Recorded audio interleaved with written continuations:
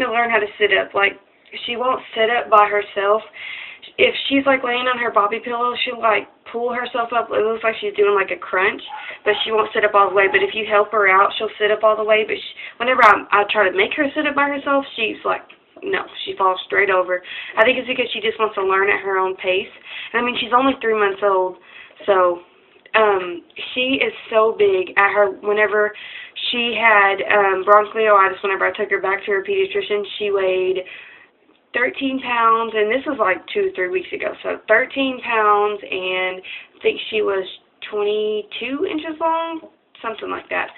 And she's always been like in the higher percentiles in her weight and height and stuff like that. Let's see. Right. As of here lately, she's starting to get back on her regular sleeping schedule like she used to be. Like, she'll sleep longer periods of time. Like, she sleeps all the time. Everybody says I'm so lucky because she barely cries and she sleeps all the time. And I just started today making her sleep back in her bassinet because whenever she got bronchiolitis, I would let her sleep with me because I felt bad because she'd be coughing all night long, and it would make me sad because, you know, all she wanted was for me to hold her. And hold on, baby. You already full? You already full? You want me to switch sides? Hey, baby, you full? You want to stand up? You done? That's enough. So, okay, her sleeping patterns. So, just today, which today is Monday the 14th. Yeah, today is Monday the 14th of January, and I just now started putting her back in her bassinet. I'm trying to slowly wean her into it because, you know, you can't just put her up in there and say, go to sleep, because she's not going to do it. So I'll put her to sleep in our rocker, and then I will lay her in her bassinet and turn on the monitors, and I'll go downstairs, because we live in a 2-story, and I will sit downstairs and let her take her nap. And so far, she's been doing really good. And also, like I said in my first part of this video, I don't care if I get hate mail. It's not going to hurt my feelings or nothing like that. And I know that my child, I'm a good mother. I take care of my baby. I don't pile her off on anybody else. I do what I'm supposed to do. I sacrifice my whole life to be her mother. So if you don't like what I have to say, if you think I'm doing something wrong, you know, you can comment and say it, but I really don't care. I'm not going to change who I am just because somebody on YouTube who doesn't even know who I am tells me what to do. So, this is her sleeping pattern, and like what I just said applies to this. Starting whenever we first wake up for the day, I don't wake up until noon, and neither does she. We don't wake up until noon because I was going to start college, but then the snow and everything in our car had broke down, so we had to get that fixed, and by the time our car got fixed, school had my deadline for all me to turn in all my papers had stopped because there was like one piece of paper that I needed, and with all the stuff going on, I just couldn't go. So I start college next semester, so I don't do anything all day long. And if she wants to sleep in that late, then so be it. So we will wake up for the day at 12 o'clock. If we have to do something that day, we'll probably get up around 9:30, maybe. If we have to do something at 9, we'll probably get up around 7:30. So it just depends on, but if I have nothing to do that day, we normally don't wake up to 12. Whenever she wakes up, it's because she just has eaten, and I'll realize that it's 12 o'clock, so I'll get it for the day, and she'll be up, and I'll change her diaper and stuff like that, and then she'll go back down probably for a nap around 1 o'clock. 2 o'clock, 1:30, in between 1:30 and 2, and she'll sleep for maybe about 2 hours.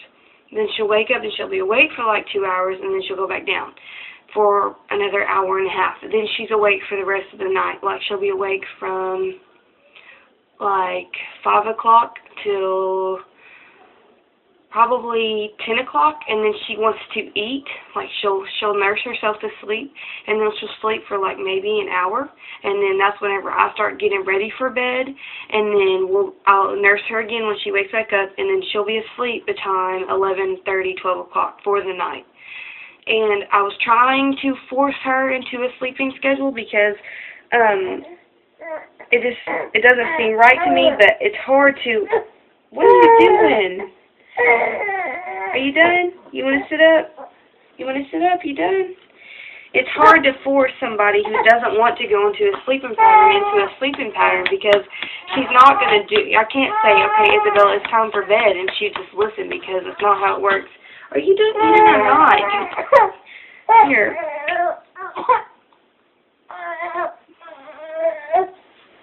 Oh, you can eat some more. You can eat some more. Nobody's stopping you, chunky monkey. Nobody's stopping you, chunky monkey girl. You know, I can't just force her and tell her, look, you're going to wake up at 9 o'clock in the morning and you're going to go back down. I just let her follow her own pattern, and that's what she does. I mean, this is her own schedule. I just let her sleep on demand. I let her nurse on demand. You know, I don't try to make her do something that she doesn't want to do. So, I forgot where I was going with that.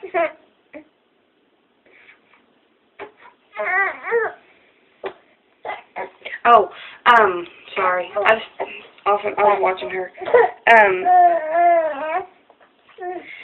So after we'll go to bed, after I go to sleep, she'll probably wake up, I go to sleep, it depends on, sometimes I go to sleep at 12 o'clock exactly, and some nights I just can't sleep and I'll go to sleep at like 2 o'clock in the morning, and she wakes up between two to 3 times during the nighttime. It just depends on, and that's from 12 to 12, so she wakes up about, why are you crying, silly girl? Somebody's crazy. Okay, so she'll eat probably about 2 to 3 times during, 2 to 3 times during that night, which, that's okay, you know. I just nurse her and she goes right back to sleep.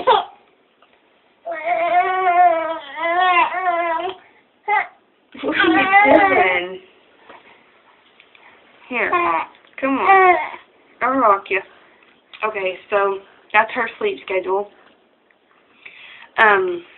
She eats, I think she's going through like a growth spurt because sometimes she'll want to eat from both boobs. Like, I'll feed her off one boob and that won't be enough. Like, if I feed her off of one, she'll eat one whole boob and then I'll be like, okay, you know, because normally she's fine from that, but this past like 2 weeks she's been doing this, so I'll feed her one boob and then like an hour and a half later she wants my second boob and then she'll be fine for maybe like 2 hours later.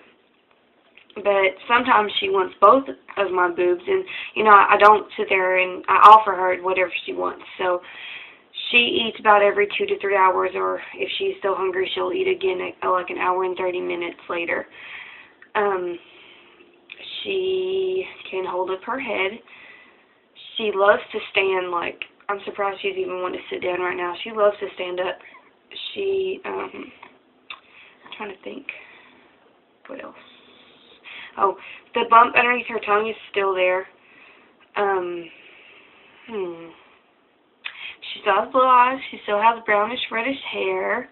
And I don't know if you guys can tell by looking at her, but she's actually mixed, and I'm actually mixed too. And like I said, I don't really care what you guys have to say. I know who my dad is, and I know who her dad is, and we're both mixed.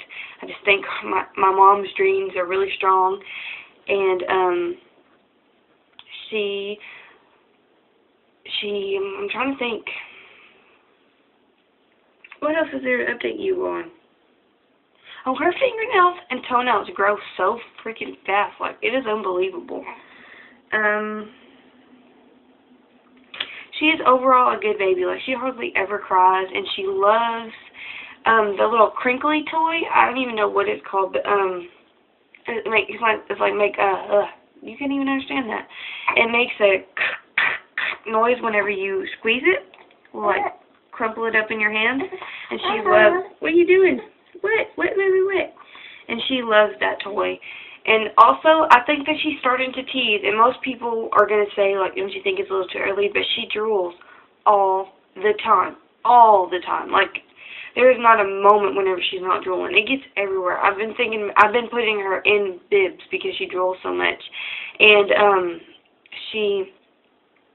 sometimes whenever she's, like, whining, if I will rub her gums with my finger, it'll make her feel better, and she'll just sit there, and she's like, oh, yeah, this feels so good. So, and also, if she is whining or something like that, and if she ate and her diaper's changed and, you know, nothing's wrong, I will give her an ice cube wrapped in a washcloth, and she loves to chew on that, and she loves her little frozen teething toys. And so yeah, I think that she's